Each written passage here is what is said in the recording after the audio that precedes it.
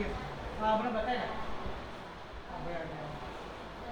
કાગળો લેતા હતા તો આપણે ડૉક્ટરને બતાવતા ને કાગળનો આધાર પર તમને દવા હા એનાથી અમને અંદાજ આવે હા હા એટલે દૂરથી દેખીને એમને દવા નાખે.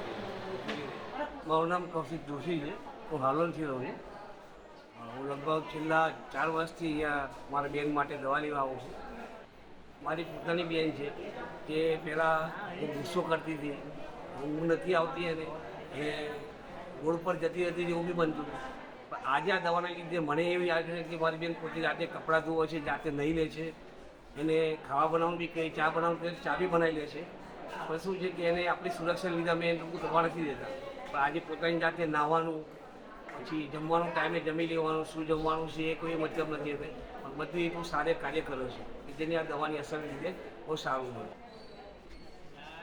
આ દવાની અંદર જે ડૉક્ટર સાહેબ છે એ દવા એ ટાઈપની આપે છે કે જેનાથી માનસિકની જે તકલીફ છે એ તકલીફની સમસ્યા દૂર થાય છે અને પેશન્ટને બહુ સારી રાહત મળે છે. પેશન્ટની સાથે આમાં એવું છે કે જ્યારે પેશન્ટની તકલીફ હોય તો ઘરના પરિવારની આની અંદર બહુ મુશ્કેલી ઊભી થતી હોય છે કે એને મૂકીને જવું, એને લઈને જવું બહુ તકલીફ પડતી હોય છે. પણ આ દવાથી એના પરિવારને બી રાહત મળે છે. ખાલી ધ્યાન એ આપવાનું છે કે ડૉક્ટર સાહેબે જે દવા આપી છે એ દવાને કયા સમયે આપવાની છે એ પરિવારે ધ્યાન આપવાનું છે. અને જો આ કરશે તો આ સંસ્થાની જે દવા છે એટલી બી સરસ છે બધાને ફાયદો થઈ જશે. અને હું બધાને હજી બી માર્ગદર્શન આપું છું.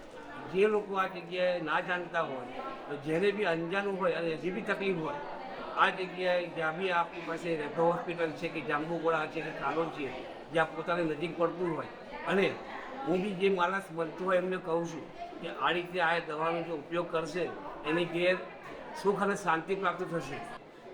અને જે દર્દી છે દર્દી નથી, પોતાનો પરિવાર છે એની જોડે એવો વ્યવહાર રાખવો, એની જોડે એવું સંગત રાખવું કે જેનાથી એને બી આપણો પોતાના પરિવારમાં લાગવું જોઈએ કે હું ક્યાં ઘરની અંદર જીવી રહ્યો છું. ખૂણાની અંદર ભારરૂપ ના બને આપણા માટે. અને હંમેશા આ પેશન્ટ આપણા માટે ભારરૂપ નથી. કદાચ એવું બી બને કે આવા જ પેશન્ટથી આપણા ઘરની અંદર સુખલક્ષી ધનલક્ષી પ્રાપ્ત થતી હોય અને કદાચ આપણે સુખી હોય, આપણે જે અનાજ ખાઈએ છીએ કદાચ એમનાથી બી હોય, એમને અછૂત વર્તન ના કરતા આ દવા આપી અને એવી સારી રીતે એ ઉપયોગ કરાવી અને ગમે તેમ કરીને એનો પ્રયત્ન કરો, કેળામાં નાખીને આપવો યા ગમે તે એને જે ભાવતું હોય એનામ આપી આપો. દવાનો ઉપયોગ કરો, તમને વર્ષની અંદર 6 મહિનાની અંદર આનું અવશ્ય એનું પરિણામ તમને મળશે. અને આની અંદર પરિવાર પર પ્રસન્ન રહેશે અને પેશન્ટ પર પ્રસન્ન રહેશે. દવાથી મારા સિસ્ટમ બી બહુ ફરક પડ્યો છે. અને આજે પરિવારની અંદર એને એવું લાગે છે કોઈ જગ્યાએ જીવવું છે જીવનની અંદર અને અમે બી હેપી છીએ. અને પહેલાં અમારે મધર ફાધર હતા તો એને કોઈ જગ્યાએ અમે પિકનિક નહોતા જવા દીધા. પણ મારા મધર ફાધર નથી, પણ છેલ્લા 4 વર્ષની અંદર અમે આબુના 3 દિવસના પ્રવાસમાં એને સાથે લઈને ફર્યા હતા.